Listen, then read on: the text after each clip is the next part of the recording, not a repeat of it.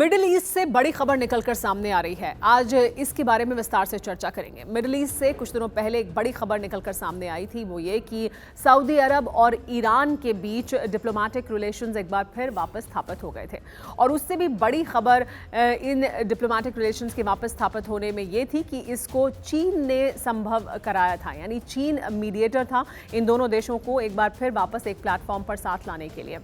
ये अमेरिका के लिए एक बहुत बड़ी चुनौती थी, अमेरिका के लिए एक बहुत बड़ी खबर थी, एक बड़ा झटका था। लेकिन अब एक और बड़ी खबर सामने आ रही है, वो ये कि सऊदी अरब और सीरिया के बीच भी डिप्लोमेटिक रिलेशंस वापस एक बार फिर स्थापित हो सकते हैं।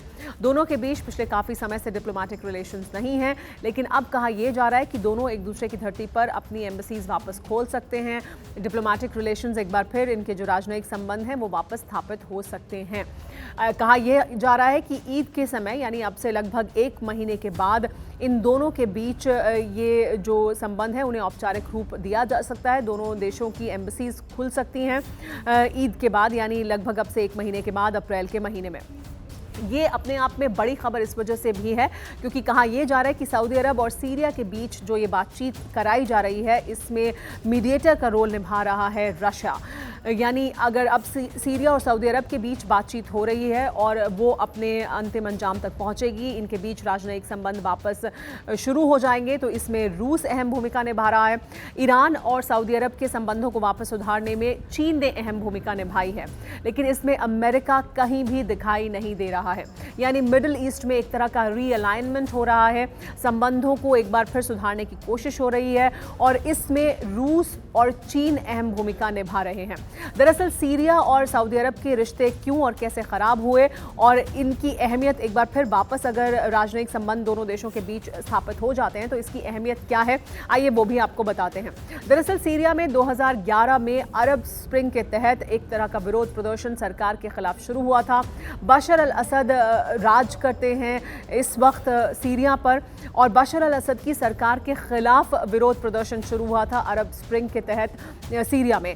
ये विरोध प्रदर्शन उग्र होता चला गया और बशर अल असद की सरकार ने फिर दमनकारी नीति अपनाते हुए इन तमाम विद्रोहियों को दबाने की हर संभव कोशिश की। उनके खिलाफ तमाम तरह के जो हथियार हैं उनका इस्तेमाल किया गया ताकि हथकंडों का इस्तेमाल कर इस विरोध प्रदर्शन को दबाने की कोशिश की गई।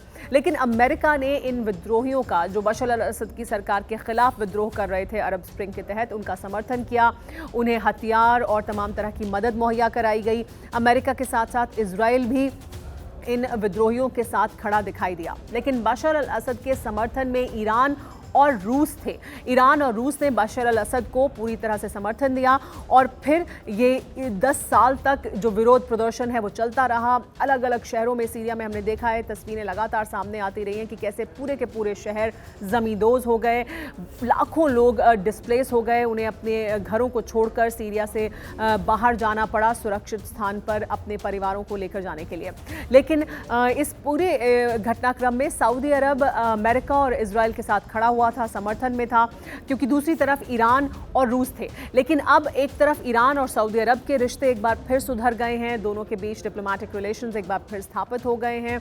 वहीं दूसरी तरफ सऊदी अरब और रूस के बीच भी तेल को लेकर जो दोस्ती है वो तेज़ी से आगे बढ़ती जा रही है। दोनों एक दूसरे को फ़ायदा पहुंचाने के लिए साथ दिखाई दे रहे हैं और इस वजह से अब जो प्रॉक्सी वॉर, यानी एक तरह का युद्ध जो सऊदी अरब अमेरिका के साथ मिलकर सीरिया में लड़ रहा था, जिसमें एक तरफ ईरान और रूस थे तो दूसरी तरफ सऊदी अरबिया, अमेरिका और इजराइल थे, अब उस युद्ध के कोई मायने नहीं रह जाते हैं और इस वजह से ये युद्ध अब ऐसा लगता है कि खत्म होने वाला है। लेकिन इसमें अमेरिका का कोई रोल नहीं है।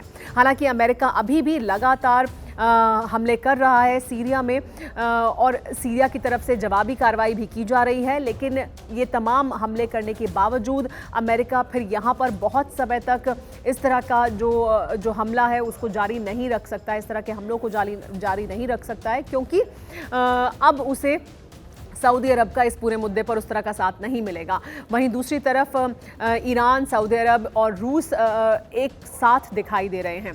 अमेरिका के लिए ये बड़ी चुनौती है क्योंकि अमेरिका सऊदी अरब के जब रिश्ते सुधारने की बात हो रही थी तब भी लगातार ये कहता रहा है कि वो इसे कभी नहीं भूलेगा कि सीरिया के साथ और सीरिया के ख़िलाफ़ किस तरह का स्टांस अमेरिका ने लिया है, और वो बशर अल असद की सरकार के ख़िलाफ़ जो अमेरिका का स्टांस है वो इसी तरह का बना रहेगा, यानी वो अपने इसी स्टैंड पर कायम रहेंगे। लेकिन सऊदी अरब अब उससे अलग हटकर रूस और चीन के साथ मिलकर अपने रिश्तों को सुधारने की कोशिश कर रहा है, ईरान के साथ भी और अब सीरिया के साथ भी। सीरिया के अगर ये संबंध सुधर रहे हैं और सुधरने वाले हैं तो फिर इसका असर ये होगा कि सीरिया को वापस एक बार फिर अरब फोल्ड में भी उसका स्वागत कर लिया जाएगा, यानी अरब लीग का भी वो वापस एक बार फिर सदस्य बन सकता है। 20 देशों के जो अरब लीग है, सीरिया पहले उसका सदस्य था लेकिन 2011 के बाद उसे इससे बाहर कर दिया गया था। अब एक बार फिर सीरिया की अरब लीग में वापसी हो सकती है। अरब लीग की जो अगली अहम बैठक है वो सऊदी अरब में होने वाली है मई के महीने में, और ऐसा संभव है कि अब सीरिया भी उसका हिस्सा हो, क्योंकि अप्रैल के महीने में अगर फिर एक बार राजनयिक संबंध दोनों देशों के बीच सुधर जाते हैं और डिप्लोमेटिक रिलेशंस एक बार स्थापित हो जाते हैं तो फिर अरब लीग में भी सीरिया की वापसी हो सकती है। सीरिया लगातार किस तरह की कोशिश कर रहा है, बशर अल असद और उनकी पत्नी दौरे पर थे यूएई के, वहाँ पर भी जाकर उन्होंने हालांकि कहा यह गया था कि क्योंकि तब जबकि तुर्की में अर्थक्वेक आया तो उसका कुछ असर सीरिया के कुछ हिस्सों पर भी पड़ा था, और वहाँ पर सऊदी अरब की तरफ से पूरे अरब वर्ल्ड की तरफ से लगातार ह्यूमैनिटेरियन एड पहुँचाई जा रही है। इस वजह से उनका शुक्रिया अदा करने के लिए यूएई का दौरा किया था बशर अल असद और उनकी पत्नी ने। इसके अलावा वो ओमान गए थे। तो लगातार जो अरब देश हैं उनके साथ अपने रिश्तों को सुधारने की कोशिश बशर अल असद कर रहे थे, यानी बैकरूम नेगोशिएशंस लगातार चल रही हैं ताकि उनकी अरब लीग में वापसी हो। लेकिन इसके अमेरिका के लिए मायने बहुत ज़्यादा बड़े हैं। हम आपको इसके अलावा भी ये लगातार बताते रहे कि पिछले कुछ दिनों के दौरान अमेरिका ने अपने जो फाइटर प्लेन्स हैं उनके डिप्लॉयमेंट को बदला है, यानी उन्होंने अपने जो नए और अत्याधुनिक फाइटर प्लेन्स हैं, हथियार हैं, उनको वो डिप्लॉय कर रहे हैं यूरोप में और एशिया में, और खाड़ी से इनको हटा रहे हैं या यहाँ से इन्हें हटाया है। ये भी दर्शाता है कि कैसे अमेरिका को ये इस समय दिखाई दे रहा है कि वहाँ पर एक तरह का रीअलाइनमेंट हो रहा है जिसमें अमेरिका बाहर दिखाई दे रहा है, अमेरिका उससे अलग दिखाई दे रहा है, और ये अमेरिका के लिए चुनौतीपूर्ण है क्योंकि अमेरिका के लिए ये पूरा जो इलाका है मिडिल ईस्ट का वो काफ़ी अहमियत रखता है, और यहाँ से इस तरह से अमेरिका का ध्यान क्योंकि इस समय यूरोप पर है और एशिया पर है, और बाइडेन सरकार की नीति भी एशिया की तरफ केंद्रित है, एशिया पैसिफिक की तरफ केंद्रित है, और यूरोप में इस वक्त वो फंसे हुए हैं उस युद्ध में जो रूस और यूक्रेन के बीच लड़ा जा रहा है। इस वजह से ऐसा लगता है कि मिडिल ईस्ट में एक तरह का रीअलाइनमेंट हो रहा है जिसमें कि अमेरिका का कोई रोल दिखाई नहीं दे रहा है, लेकिन सऊदी अरब का एक तरह का रीअसर्शन है जिसमें चीन और रूस अहम भूमिका निभा रहे हैं।